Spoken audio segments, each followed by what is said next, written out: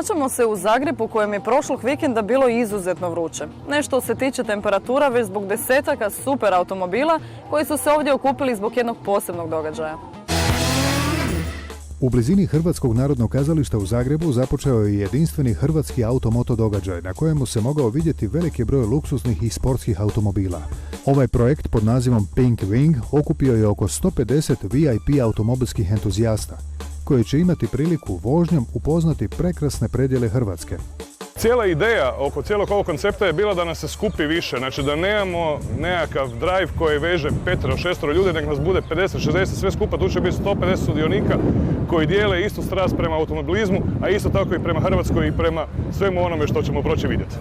No, osim jedinstvenog doživljaja, sudionici ovog događanja pokrenuli su inicijativu da ovaj događaj dobije i humanitaran karakter. Mi smo na kraju onda predložili njima da to budu dva različita smjera. Jedan je mlada dama koji je iz Šibenika, jer nam je Šibenik, ajmo reći, domaći grad u kojem smo stacionirani, koji ima jednu rijetku lijamsku bolest, a drugi je naš prijatelj Alen Benše koji je nažalost smrtno stradao prije 2 tjedna kada je išao na street race i taj dio smo sigurno odlučili dati za njegovu obitelj. Kao što smo spomenuli, svi ovi poslovnjaci su veliki zaljubljenici u automobile. A jedan od njih je Jason, koji je, nakon što je u Irskoj upoznao buduću suprugu, doselio u Hrvatsku. Jason vozi Aston Martina DBS iz 2009. godine. Te na ovu trku ide sa svojim dobrim prijateljem i suvozačem Ivanom. When I have a bad day and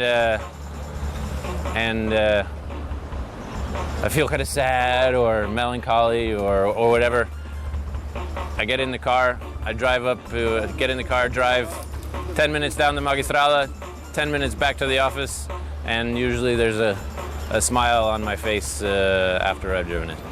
I mi se nadamo da će se svi sudionici ovog događaja nakon 3 dana vožnje kroz Hrvatsku moći nasmiješeni i raspoloženi vratiti u svoje urede i ostvariti dobre poslovne rezultate.